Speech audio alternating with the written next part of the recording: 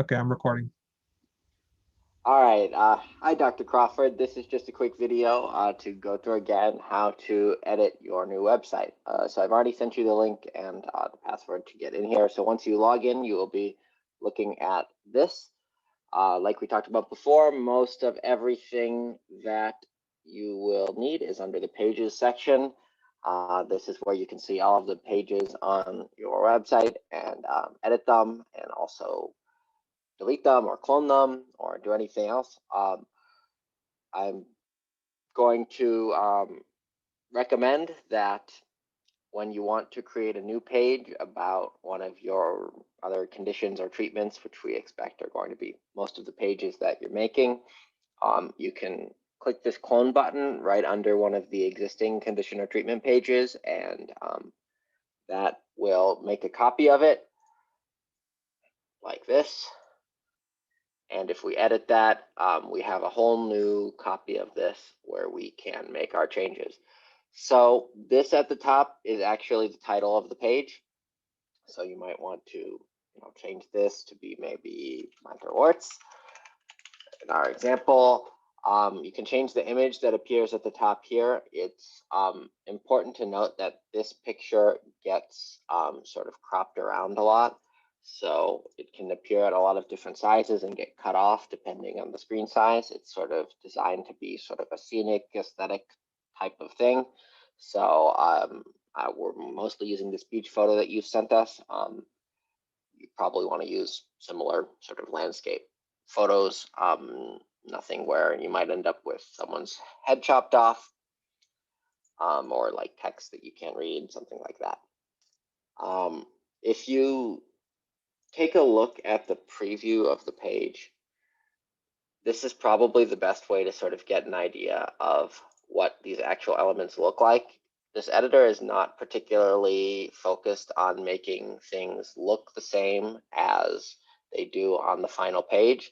It's just more sort of to give you a general idea. So using this preview function, you can. Oh, Oh, Sam, wow. you got cut off. Headset ran out of battery.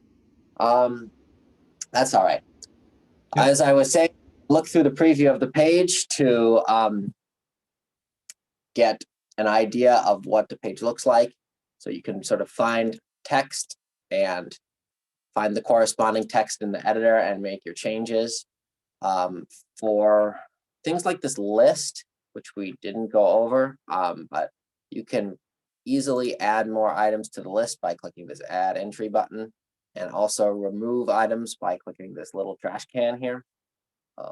If that might be a little bit less intuitive, so I did want to point that out. But otherwise, editing the page, you should just be able to sort of select text and edit it. You can press enter and add new paragraphs and type new text as you need. If you'd like to add something like a heading or a picture or anything more complicated, you can use this little plus button here. And this will allow you to choose from a variety of different blocks. Probably the most common would be a heading or a quote for like a testimonial, or some of these videos like a YouTube video. There's a number of different blocks that you can choose from here, columns to put things in different columns. But for the most part, I don't think you'll really need to add much more than maybe paragraphs, headings, images, maybe a video. Maybe for the sake of example, could we add a YouTube video and use like one of the Swift testimonials? Again, just for the sake of example. Absolutely. So to add a YouTube video, I just clicked this YouTube button and that sort of added this YouTube block right here. All you need to do is type in a link to the actual video that you wanted to embed. So if I go to get one off of their YouTube channel, I can just copy and paste the link to the YouTube video and click embed. And I have this video right here. Another thing that I don't think I've actually pointed out is if you'd like to move things around on the page, such as the video, you can use these arrows to move things up and down. You can use this icon, the change alignment button here, to make it smaller and align it to a different size if you want to put it next to some text. Images work the exact same way. So if you have an image, do it up and down, change the alignment, and so on. And then really the last thing I need to point out for the editor basics here is that you can also copy and paste sections. So one common example of that would be something like this call to action section here. If you wanted to put this on another page or on a different part of the page, maybe you have a very long page and you need to have it twice, you can click this options button to open the options menu after hovering over this section, and click the copy button. And that will copy this whole section into your clipboard, where you can paste it into a different part of the page or even onto a different page. So for example, if I copied this and then I went to the home page, I can still paste in this section if I want to. Although, yeah, that's just a visual thing.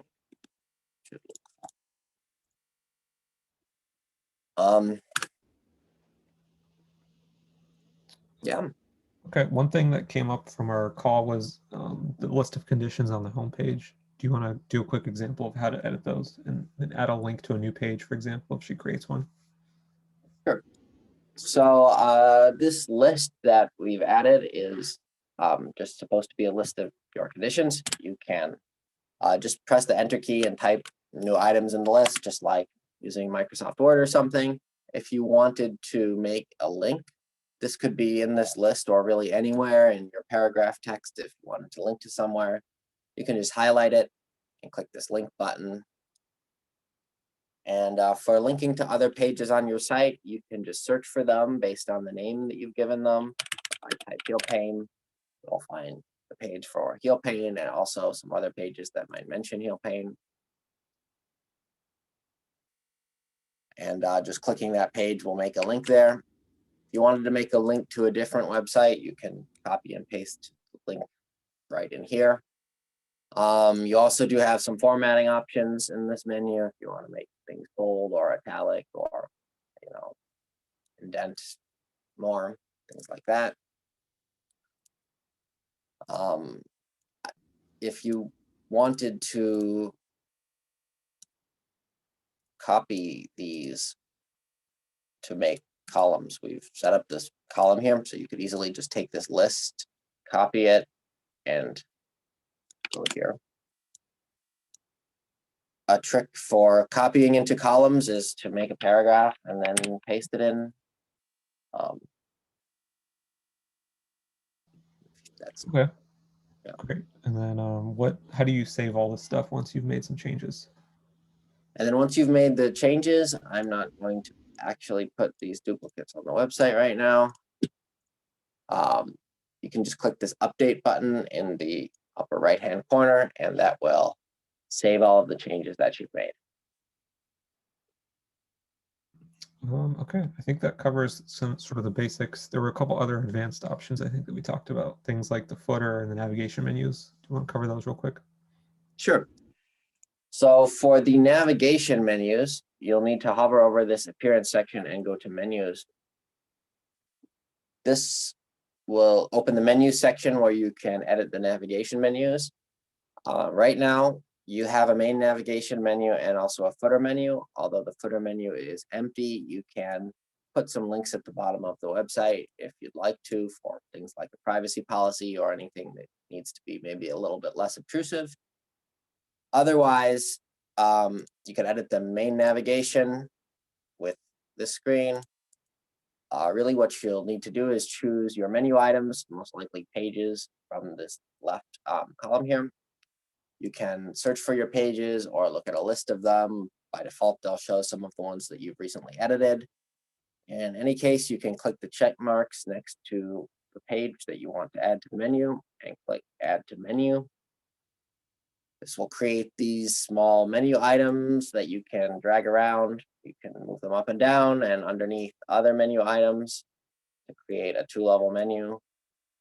It does let you create a 3rd level, but I don't believe that will work on the website currently. So I would stick to 2.